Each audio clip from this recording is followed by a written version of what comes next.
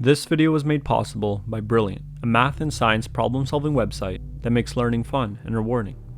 In Thus Spoke Zarathustra, Friedrich Nietzsche said, "You yourself will always be the worst enemy you can encounter. You yourself lie in wait for yourself in caves and forests." In my opinion, Nietzsche shared an important insight with us. We really are our own worst enemies, so I'm going to explore this idea through a dialogue. At the end of his show, after everyone else had gone home, in the middle of a circus tent, under a sky lit by the moon and the stars, an accomplished acrobat was approached by a young student. The young student, looking distraught, introduced himself to the acrobat before opening up. The following conversation ensued. Student: I want to be an acrobat and walk the tightrope, but I'm afraid. I'm afraid about making a living, and I'm afraid about what the people close to me will think. I know they'll judge me. They won't respect me. They'll make me feel small and foolish for joining the circus, but I feel the wire calling to me. What do I do? Acrobat: You will always be your own worst enemy. How? Don't you see? I want to be a great acrobat like you, but society doesn't value artists. How will I make a living? And on top of that, my family and friends will judge me for doing what they don't consider to be real work. I feel like everyone is holding me back. No one's holding you back. What's holding you back is your own fear. You fear society not valuing you, and you fear the disapproval of your loved ones. Is that right? I guess you're right, but what can I do? They're the ones causing my fears. They're not the ones causing your fears. Your fears arise from your thoughts.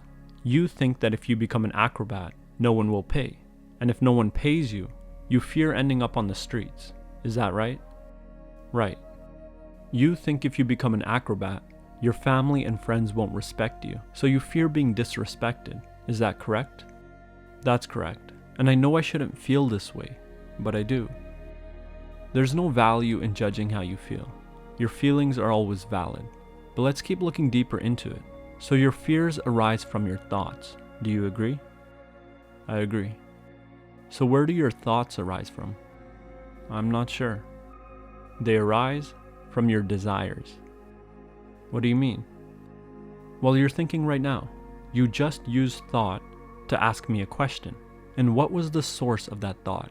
It was your desire to get clarification, wasn't it? Yeah, I guess that's right. So you agree. Thought arises from desire.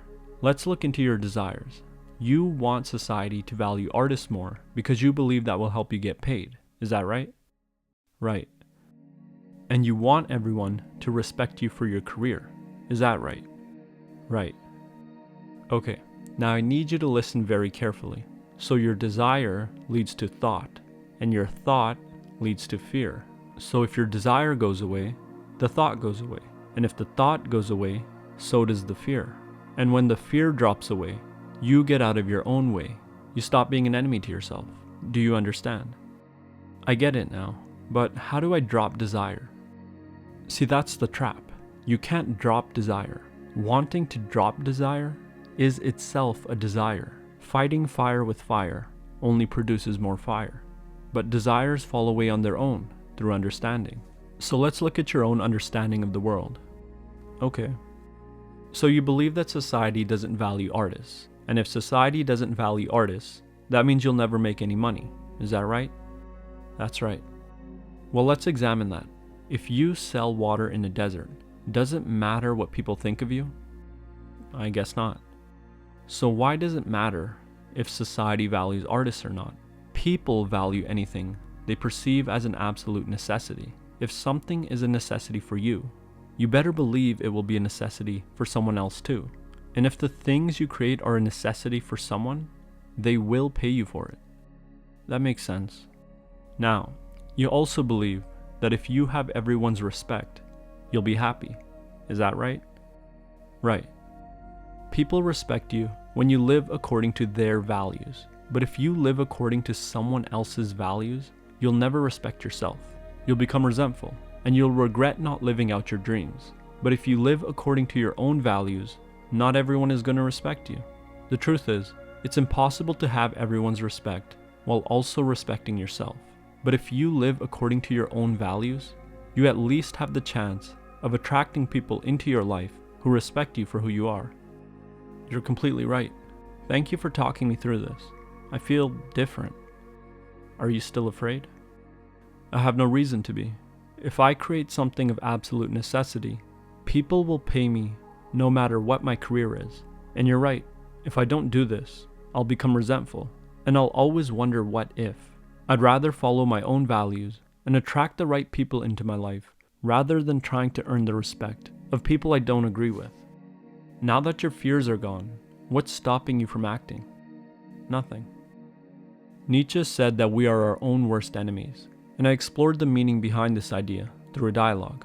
More often than not, what stands in our way is our own fear.